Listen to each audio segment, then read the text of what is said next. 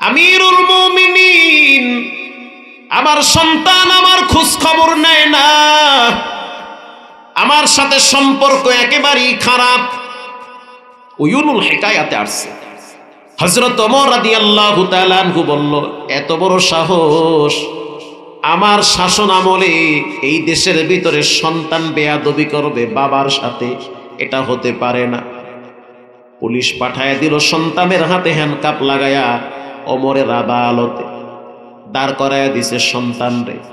সন্তান এক পাশে দাঁড়াইছে, হযরত ওমরের বাম পাশে দাঁড়ায় আছে তার বাবা। এবার হযরত ওমর সেই যুবকের চেহারার দিকে তাকায় বলে, সন্তান, এই লোকটা তোমার কি হয়? বলে, ইনি আমার আব্বা হয়।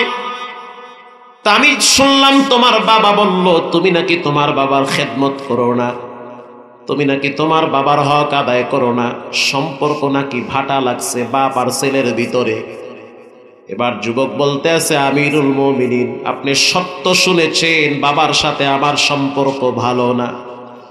হযরত ওমর এবার যুবকের চেহারার দিকে তাকায়, আর একবার তরবারির দিকে তাকায়। আল্লাহু আকবার।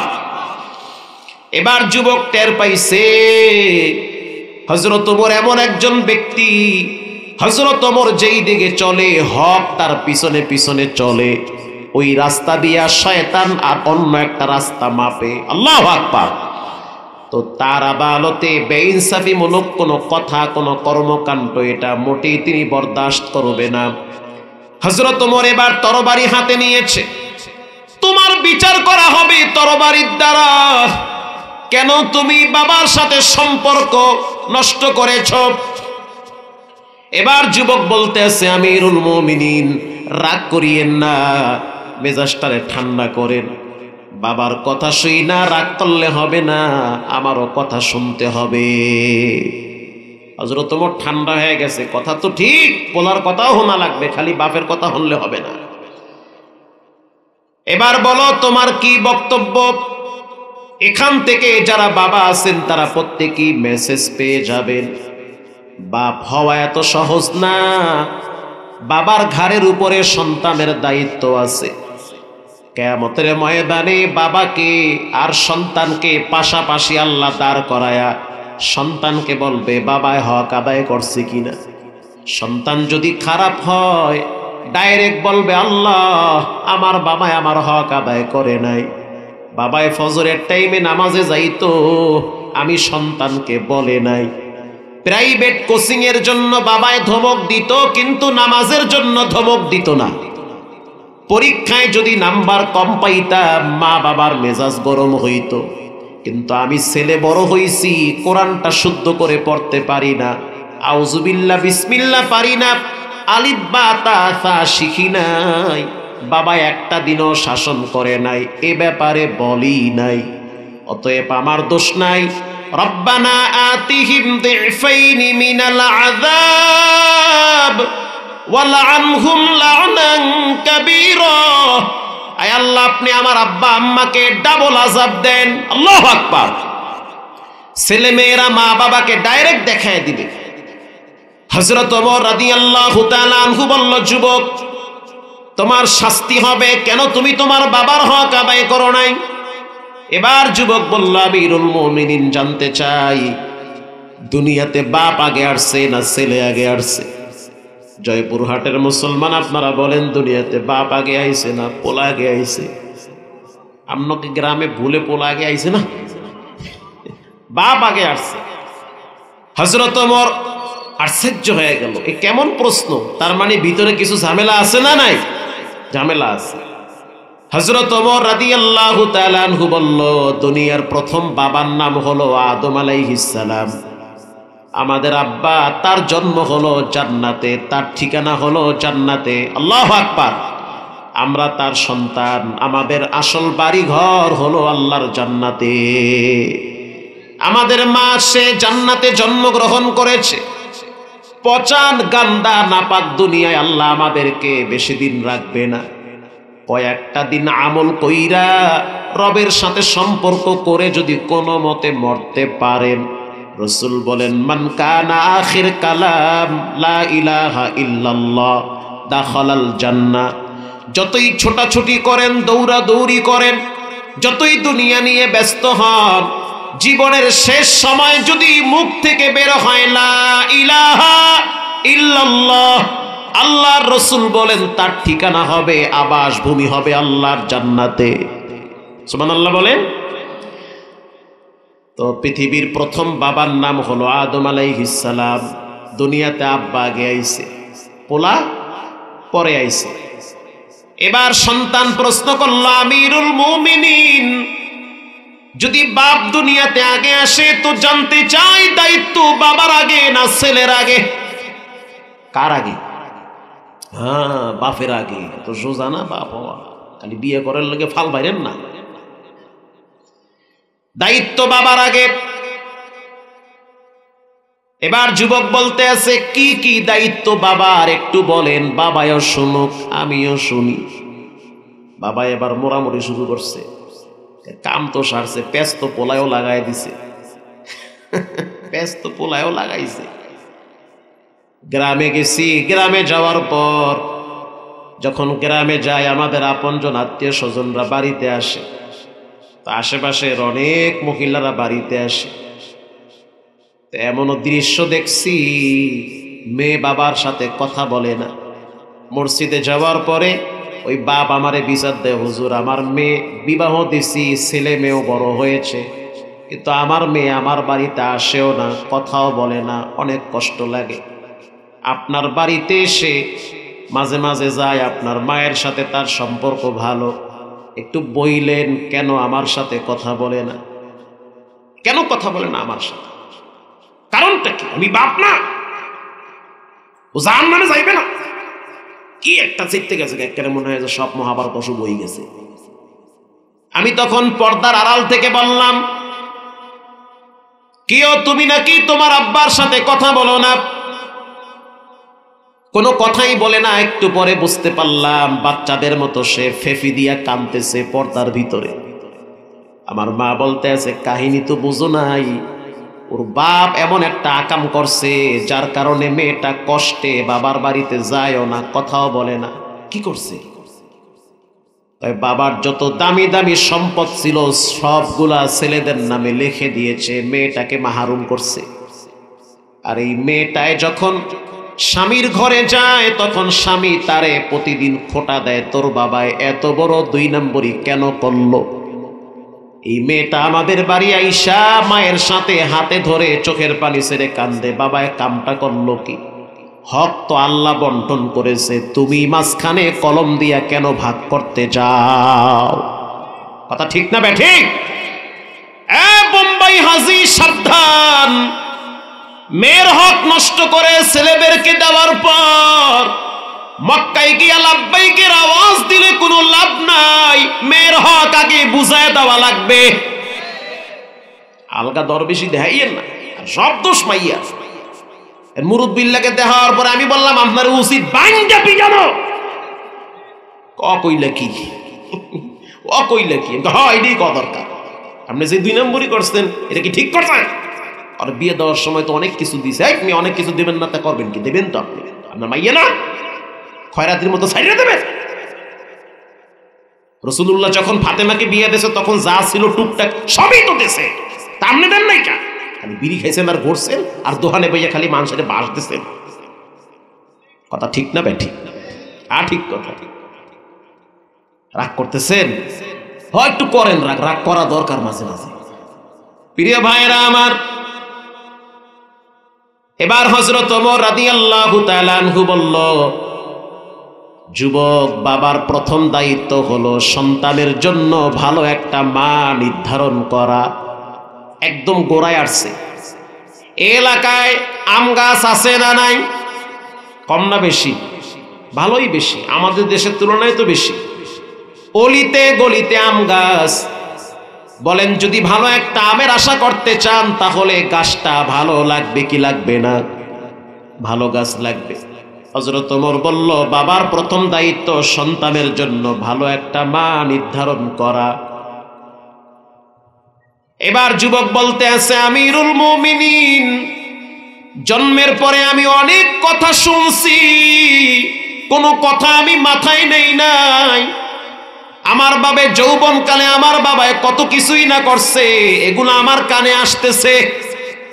তারপরেও বাবারে কোনোদিন বলি নাই বাপ তুমি আকাম করছো কা। আজ একটু আপনি আমার আব্বারে বলেন আমার মায়েরে কোথা থেকে আনছে। আল্লাহু আকবার বলেন। হযরত ওমর রাদিয়াল্লাহু তাআলা আনহু তরবারি হাতে নিয়ে উঁচা করে বলতে আছে, কেউ যদি উল্টা পাল্টা করো তরবারি কিন্তু এই দিকে যাইবে। ভয়েতে কলিজা মুখের কাছে চলে আসছে। এবার সেই চাচায় হাত পা কাঁপা শুরু হয়ে গেছে, বলতে আছে আমিরুল মুমিনিন, আমি জুয়ান কালে একটা আকাম করছি, লেগা আমাকে ক্ষমা করে দেন, আমাকে মাফ করে দেন। আমি জুয়ান কালে একটা 2 নম্বরই করছি, আমার ভুল হয়েছে, আমাকে ক্ষমা করে দেন। হযরত ওমর বল, এই তো ক্ষমার গুল্লি মারি, কার কি করছো কর। আমি এই যুবকের মাকে এক রাখালের ঘর থেকে বাগাই আনছি। সুবহানাল্লাহ না নাউজুবিল্লাহ, কিছু একটা কইয়েন। এক রাখালের বউ ছিল, রানিং বউ, এটারে বাগাইয়া সিস্টেমে লই আইছি, এইটার পেটে এইটা হইছে। ও এই কাম করছো, তো খাপের খাপ মন্তাইজার বাপ মিলে গেছে গা। আমাগো দেশে অনেক মানুষ বউরে তালাক দিয়া হেয়ার পরে আবার সংসার করে, অভাব নাই, জানেও না বিয়ে করা আর বউ তালাক কি, মনে করছে আইসক্রিম খাওয়া। প্রিয় ভাইরা আমার, হযরত ওমর রাদিয়াল্লাহু তাআলা আনহু বলল, বাবার 2 নম্বরের দায়িত্ব সন্তানের জন্য ভালো একটা নাম রাখা। ও সন্তানের বাপ, বলো তোমার সন্তানের নাম কি? বাবায় কথা বলে না, চুপচাপ রইছে। সন্তান তুমি বলো তোমার বাবায় তোমার নাম কি রাখছে? সন্তান বলতে আছে আমিরুল মুমিনিন, আমার আব্বায় আমার নাম রাখছে হাফেল, তার মানে ধ্বংস হয়ে যাওয়া, এটা নামের অর্থ। হযরত ওমরের মেজাজ আরো গরম হয়ে গেছে, কয় কি এ নামের তো অর্থ বড় খারাপ। আল্লাহর রাসূল বলেছেন ভালো নাম রাখবা, কারণ নামের উপরে ভিত্তি করে কিয়ামতের ময়দানে আল্লাহ অনেক মানুষকে জান্নাতে দিয়ে দিবে। যেমন তানবীহুল গাফিলিনে আসছে, কিয়ামতের দিন আল্লাহ অনেক মানুষের কিছু নেকি খুঁজতে থাকবে, দেখিনি মাফ করা যায় কিনা, কোনো মতে তাকে জাহান্নাম থেকে মুক্ত করা যায় কিনা। ইন দি মিন টাইমে রব্বুল আলামিন এক দলকে ঘোষণা দিবে, যাও তোমাদের ঠিকানা জাহান্নামে, অপরাধের কারণে শাস্তি পাওয়া লাগবে, তারপরে জান্নাতে যাবে। জান্নাতের দিকে দৌড় মারবে, কোনো কথাই বলবে না, পিছনের দিকে বারবার তাকাবে। আল্লাহ বলবে ফেরেশতারা রে, কেন পিছনের দিকে বারবার তাকায়? খুযুহু ফাগুল্লু, ধর, সুম্মাল জাহিমা সল্লু, জাহান্নামে নিক্ষেপ কর। যখনই বলবে কেন তোমরা পিছনের দিকে তাকাও, চলো সামনের দিকে চলো, হাওয়া নামক জাহান্নামে তোমাদেরকে ফালানো হবে। তখন তারা বলবে পিছনে এই জন্য তাকাই, দুনিয়ার ভিতরে আলেমদের মুখে শুনছি, কোরআনেও পড়ছি, আল্লাহর একটা নাম নাকি রহমান আর একটা নাম রহিম। রহিম মানে অতি দয়ালু। কিয়ামতের ময়দানে অসংখ্য গুনাহগারকে রহিম নামের উসিলায় আল্লাহ মাফ করবে। পিছনের দিকে তাকাই, দেখিনি রব একটা বার আমাদেরকে ডাক দেয় কিনা, একটু দয়া করে কিনা, এই জন্য পিছনের দিকে বারবার তাকাই। রব্বুল আলামিনের কুদরতি অন্তরে তখন জোশ মারবে। আল্লাহ বলবে ফেরেশতারা এখনো বান্দা আমার প্রতি রহমতের আশা রাখে, যাও মাফ করে দিলাম, এখনো আশা রাখে, মাফ করে দিলাম। প্রিয় ভাইরা আমার, আর এক দলকে ডেকে বলবে কি ব্যাপার, তোমরা কেন দাঁড়িয়ে আস? বলবে আল্লাহ আমার নাম হইছে ওমর, আপনি না একটু আগে বলছেন ওমর ফিল জান্নাহ, আবু বকর ফিল জান্নাহ, উসমান ফিল জান্নাহ, আমার নাম ওমর। আর একজনে বলবে আমার নাম আবু বকর, আমার নাম উসমান, আমার নাম তালহা, আমার নাম জুবাইর, আমার নাম আব্দুল্লাহ বিন ওমর, আব্দুল্লাহ বিন ইবনে মাসউদ, এগুলো আমাদের নাম।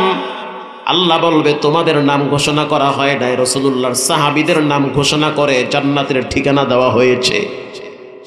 তখন তারা মন খারাপ করবে, তোমাদের এই নামগুলা কারা রাখছে? একজনে বলবে আল্লাহ আমার আব্বায় রাখছে, ডাকো তোমার বাপরে। বাপ এবার রবের আদালতে দাঁড়ায় বলবে আল্লাহ নবীর সাহাবীর নামের সাথে মিলায়া ছেলের নামটা রাখছি, যেন আপনি একটু দয়া করেন।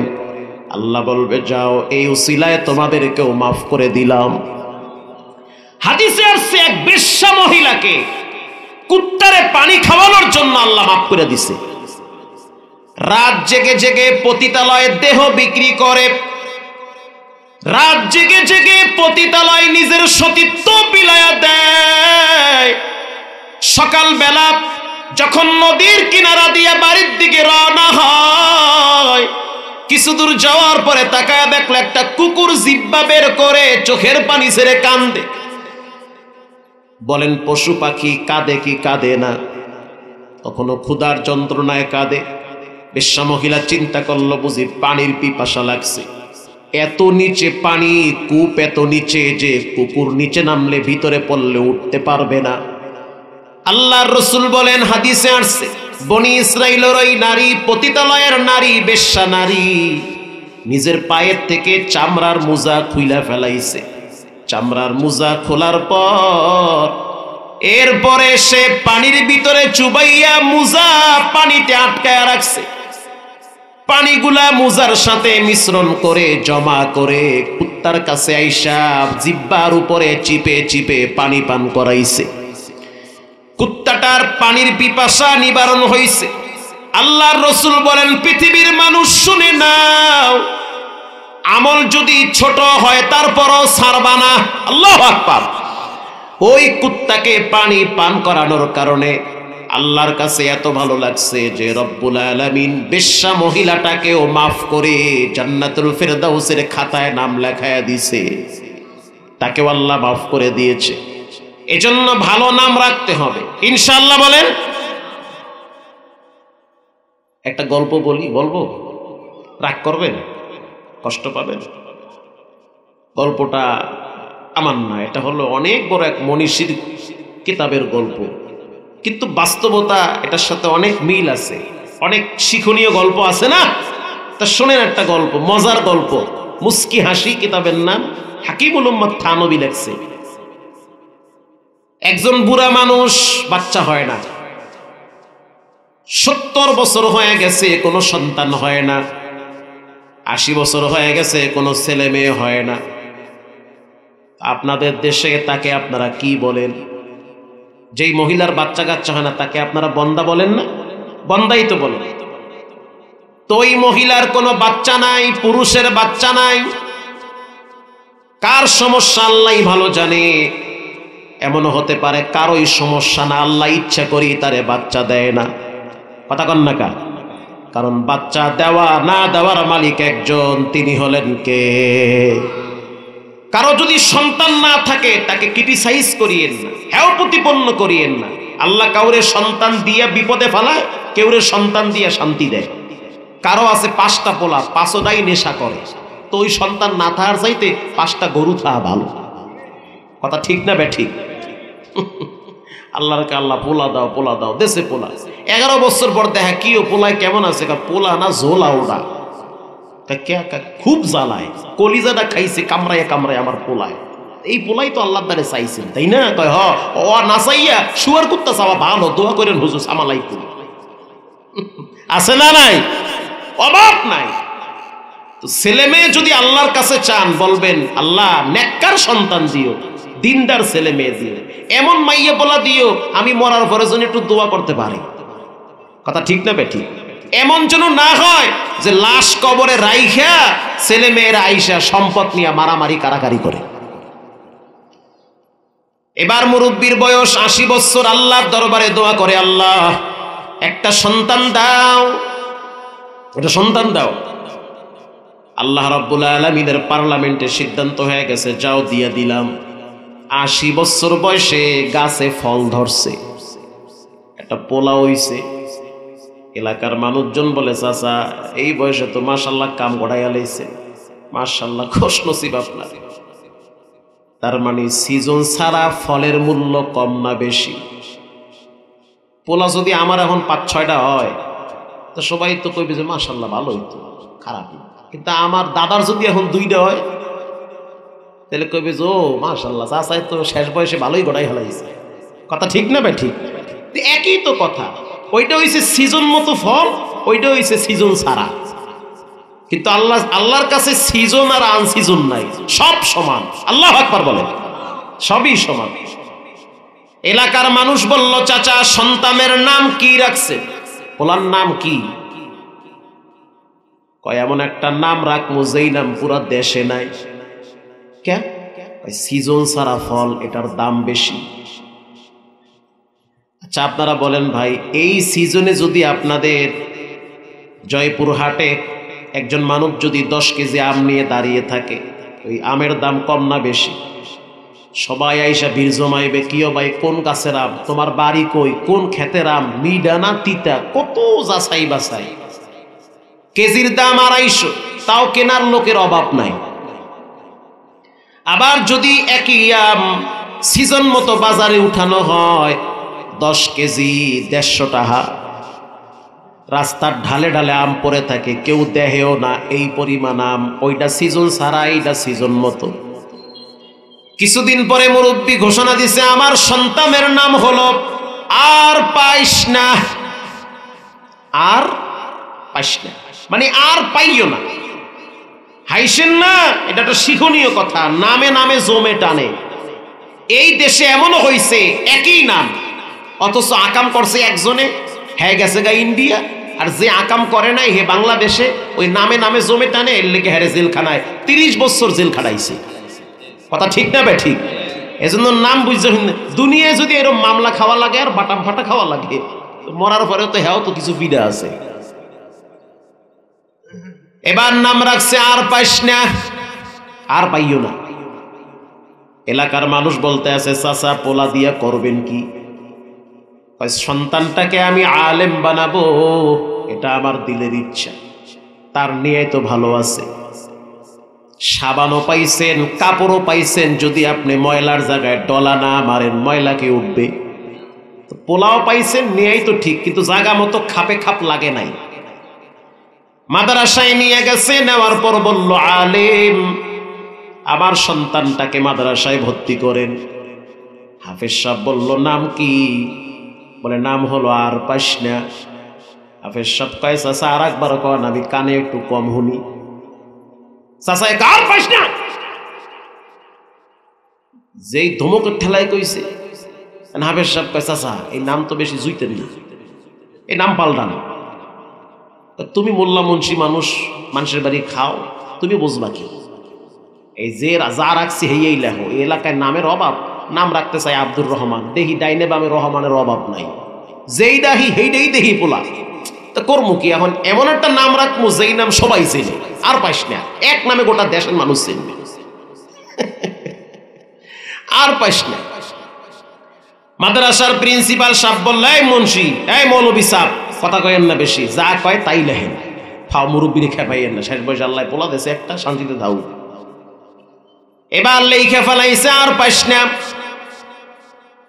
কয়েক মাস পর হঠাৎ মাদ্রাসার থেকে আর পাইস না হারায় গেছে, খুঁজে পায় না। চাচা এবার নদীর পার দিয়া যায়, আর চিল্লায় কয়, আর পাইস না।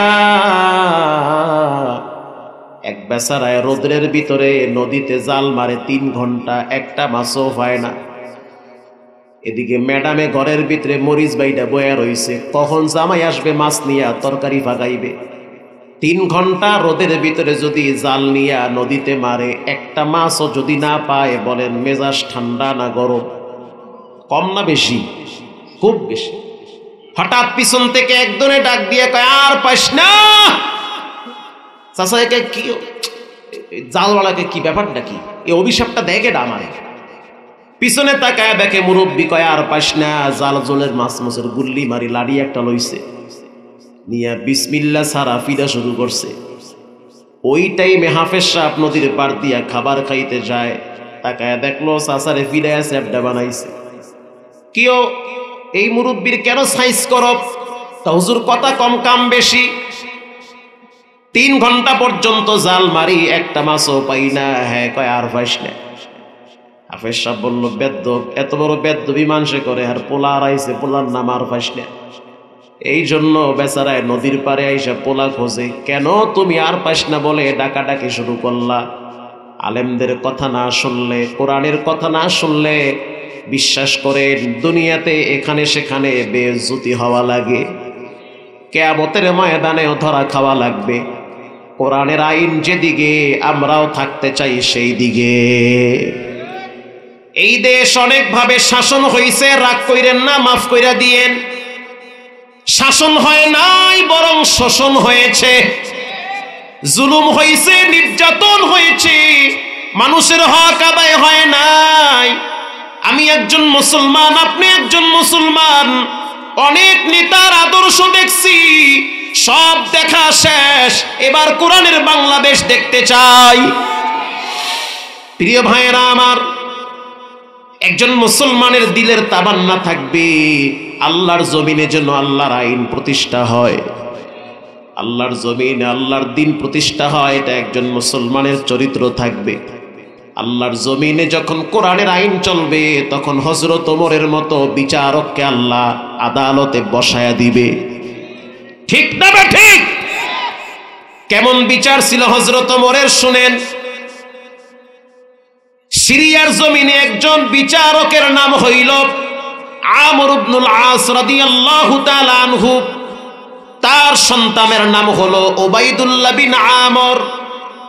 রাসূলুল্লাহর প্রিয় সাহাবী আমর ইবনুল আস রাদিয়াল্লাহু তাআলা আনহু, তার মহল্লার ভিতরে তিনি ওই এলাকার গভর্নর ছিল, ওই এলাকাটা শাসন করত সে নিজে।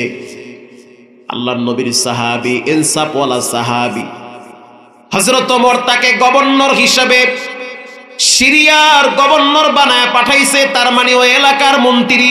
আল্লাহু আকবার। হজের মৌসুম চলতেছে, হজের কার্যক্রম চলতেছে। হযরত ওমর রাদিয়াল্লাহু তাআলা আনহু তিনি মদিনা থেকে মক্কায় গেছে হজ করার জন্য। গিয়া দেখতে আছে হাতিবে কাবার পাশে 19 বছরের একটা যুবক বসে বসে বাচ্চাদের মতো মাথা হাঁটুর সাথে লাগায়া অজরে কাঁদতেছে। হযরত ওমর কাছে গিয়ে বলল, মা ইউবকি কাইয়া শাবাব, কি হয়েছে, কেন কাঁদো? এবার যুবক দেখার সাথে সাথে ভয় পেয়ে গেল। হযরত ওমর ছিল অনেক লম্বা, স্বাস্থ্যবান মানুষ, চেহারা অনেক সুন্দর, পরে কেউ কি জুলুম করেছে বলতে চায় না। হযরত ওমর বলল, সত্য করে বলো, তোমার উপরে কেউ কি আঘাত করেছে? তাও বলতে চায় না। হযরত ওমর রাদিয়াল্লাহু তাআলা আনহু যুবকের পিঠে হাত দিয়েছে। বলো বাবা, কি হয়েছে? যখন পিঠে হাতটা লাগাইলো, তখন যুবক বসার থেকে দাঁড়ায় বলল, হুজুর হাত দিয়েন না, পিঠে ব্যথা পাই। হযরত ওমর বলল, কিসের ব্যথা? বলতে চায় না, চুপ হয়ে গেছি। হযরত ওমর বলল, নির্ভয় বলো, তোমার পিঠে কে আঘাত করছে? খুলো তোমার জামা, দেখবো তোমার শরীর। আল্লাহু আকবার।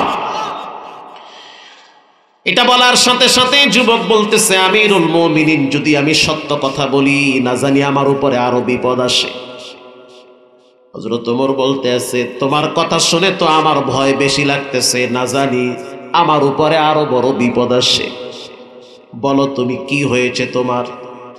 তখন নিজের শরীরের জামাটা খুইলা দেখায় দিল, পিঠের দিকে তাকায় দেখতেছে চাবুকের দাগ দেখা যায়, লাল হয়ে গেছে। হযরত ওমর বলল, কে আঘাত করছে? বলে, মন্ত্রীর ছেলে উবাইদুল্লাহ বিন আমর, আমার সমবয়সী বন্ধু মানুষ। বাবা এত মন্ত্রী মানুষ, গভর্নর মানুষ, বাবার ক্ষমতার গরমে সেও আমার উপরে ক্ষমতা প্রয়োগ করেছে। আল্লাহু আকবার। অথচ রাসূলুল্লাহর সাহাবী, বিন্দু পরিমাণ তার দ্বারা বেইনসাফি হয় না। অনেক সময় বাপ আল্লাহওয়ালা হয়, সন্তান খারাপ হয়, কথা কন না কা? অনেক সময় স্বামী ভদ্র হয়, স্ত্রী খারাপ হয়, স্ত্রী খারাপ হয়, ভালো হয়, স্বামী খারাপ হয়। এরকম হয় কি হয় না? হয়ে যায়। যেমন নবী লূত, সে আল্লাহর পয়গম্বর, তার স্ত্রী জাহান্নামী। নূহ আলাইহিস সালাম আল্লাহর নবী, তার সন্তান কেনান জাহান্নামী। ইব্রাহিম নবী আল্লাহর খলিল, অথচ তার বাবা জাহান্নামী। রাহমাতুল লিল আলামিন, আল্লাহর সৃষ্টি জগতের প্রধান ব্যক্তি, অথচ তার চাচাকে আল্লাহ জাহান্নামের জুতা পরায়া রাখবে। আল্লাহু আকবার বলেন।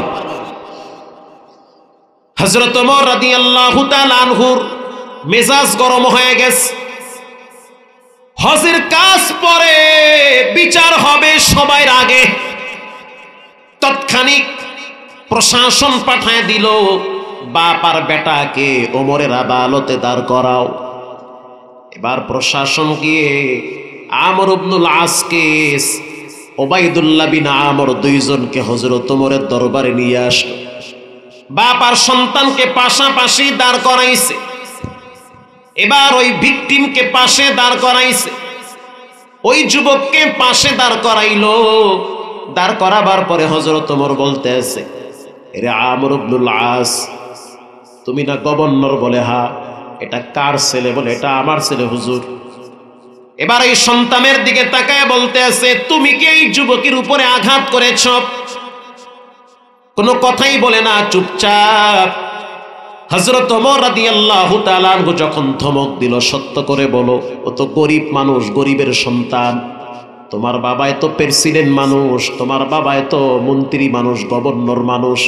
ও বাবার ক্ষমতার গরমে তুমিও বুঝি ক্ষমতা দেখাইলা। এই সমাজের নেতাদের চাইতে চামচারা বেশি গরম দেখায়। কথা ঠিক না বে ঠিক? তুই মোরে চেনো? মুই কেডা? তুই কেডা? কয় মুই অমুক নেতার স্বাস্থ্য ভাইয়ের দুলা ভাইয়ের ছোট ভাই। কথা ঠিক না বেটি? এই গরমে মুই কি হনুরে? হযরত ওমর রাদিয়াল্লাহু তাআলা আনহু বলল, আরে কয়টা আঘাত করছো? বলে 19টা আঘাত করছি। এবার হযরত ওমর রাদিয়াল্লাহু তাআলা আনহু নিজের একটা শক্ত চাবুক ছিল, খুব পাওয়ারফুল চাবুক। বুঝেন তো হযরত ওমরের চাবুক কি পাওয়ারফুল চাবুক। চাবুক এবার ওই যুবকের হাতে ধরায়া দিছে, লও চাবুক। মন্ত্রীর ছেলের পিঠের উপরে 19টা আঘাত করো, সমস্ত শক্তি দিয়া 19টা আঘাত করো। আর 20 নম্বরের আঘাতটা তার বাবার পিঠের উপরে করবা, একটা আঘাত বাবার পিঠে করবা। আল্লাহু আকবার। এবার যুবক বলতে আছে, আমিরুল মুমিনিন, অপরাধ সন্তান করছে, বাপ অপরাধ করে নাই, কেন বাবা আজকে শাস্তি পাবে? হযরত ওমর বলল, 2 কারণে। 1 নম্বরে, সে কেন তোমাকে নিরাপত্তা দিতে পারলো না? কথা কি বুঝেন? সে কেন তোমাকে নিরাপত্তা দিতে পারলো না। 2 নম্বরে, বখাটে সন্তানের বিচার কেন করলো না? তার সন্তান তার অধীনে থাইকা কেন বখাটে হইল? এই সমাজের অনেক মানুষ আছে, নিজের সন্তান অপরাধ করলে অপরাধ মনে হয় না, আর একজনের সন্তান অপরাধ করলে মামলাটা সাজায়া বড় বানানো হয়। হযরত ওমরের কথা শুনে যুবক বলতে আছে, আমিরুল মুমিনিন, বিচার হয়ে গেছে, বিচার লাগবে না। যেই সমাজের ভিতরে এমন একজন ইনসাফওয়ালা বাদশা থাকে, ওই দেশে কখনোই জুলুম হতে পারে না। আমি মাফ করে দিয়েছি আমিরুল মুমিনিন। হযরত ওমর স্বস্তির নিঃশ্বাস ছেড়ে যুবককে বুকের সাথে গলা জড়ায় ধইরা বলতে আছে, বাবা শুনে নাও, তুমি যে ক্ষমা করে দিয়েছো, রব্বুল আলামিন তোমাকেও ক্ষমা করে দিয়েছে। লা ইয়ারহামুল্লাহু মান লা ইয়ারহামুন নাস, যে মানুষকে রহম করে তার উপরেও রহম করেন কে? পারলে ক্ষমা করে দেন, না পারলে আল্লাহর আদালতে বিচার দিয়ে দেন। প্রিয় ভাইরা আমার, বাবার দায়িত্ব 3টা। 1 নম্বরের দায়িত্ব ভালো একটা মা নির্ধারণ করা। 2 নম্বরের দায়িত্ব সন্তানের জন্য ভালো একটা নাম রাখা। 3 নম্বরের দায়িত্ব সন্তানকে কোরআন শিক্ষা দেওয়া। এবার যুবক বলতে আছে, আমিরুল মুমিনিন, আমার বাপ আমারে কোরআন শিখায় নাই। হযরত ওমর বলতে আছে, যেই সন্তান কোরআন জানে না, সেই সন্তান তো মা বাবার খেদমত বুঝবে না। কোরআনের পৃষ্ঠায় পৃষ্ঠায় লেখা আছে মা বাবার সাথে কেমন ভালো ব্যবহার করতে হবে। এই আচরণের কথা অন্য বইতে নাই, একমাত্র কোরআনে আছে। এজন্য সন্তানদেরকে কোরআন শিখানোর কথা বলেছেন কে? ও সন্তানের বাপ, পায়ে হাত দিয়ে বলি, অনুরোধ করে বলি, পর্দার ভিতরের মা বোনেরা শুনে নেন, ভালো সন্তান আল্লাহর কাছ থেকে চেয়ে নেন। বর্তমানে এমন একটা সময় পার করতেছি, অধিকাংশ সন্তানেরা দিন দিন নষ্টের দিকে চলে যাচ্ছে। চতুর্দিকে নেশা ছড়িয়ে পড়েছে। সন্তানের হাতে মা খুন হয়, মায়ের হাতে সন্তান খুন হয়। এর অন্যতম কারণ হলো তাদের ভিতরে ধর্মীয় মূল্যবোধ না থাকার কারণ। এজন্য রব্বুল আলামিন বলেন, ইয়াতলুনা কিতাবাল্লাহ, এক নম্বরে আল্লাহর কোরআন শিক্ষা দাও, দুই নম্বরে ওয়াকামুস সালাত। 5 মিনিটের ভিতরে শেষের দিকে চলে আসছি। নামাজ ছাড়া যাবে না, নামাজ ছাড়া যাবে না, নামাজ ছাড়া যাবে না। এখানে অনেক যুবক থাকতে পারেন যারা খারাপ কাজ করেন। কিছু বললেই বলে, হুজুর আমি তো খারাপ কাজ করি, কেমনে নামাজ পড়ি? যত খারাপ কাজে জড়িত হও তারপরেও নামাজ পড়া লাগবে, ঠিক না বেঠিক? মিথ্যা কথা বলো তারপরেও নামাজ পড়তে হবে, জিনা করো তারপরেও নামাজ পড়া লাগবে। আল্লাহর নবী বলেন, কিয়ামতের দিন আউয়ালু মা ইউহাসাবু বিহিল আবদু ইয়াউমাল কিয়ামাতিস সালাহ, বিচারের দিন সর্বপ্রথম নামাজের হিসাব নিবে একজন, তিনি হলেন কে? একটা মানুষ যখন কবরে চলে যায় আপনি আশ্চর্য হয়ে যাবেন এই হাদিস শুনলে। রাসূল বলেছেন, উদি আল মাইয়িতু ফি কবরিহি জা আল কুরআন। যখন একটা মানুষকে কবরে রাখা হয়, রাসূল বলেন তার মাথার কিনারায় সর্বপ্রথম কোরআন নিরাপত্তা দেওয়ার জন্য দাঁড়িয়ে যায়।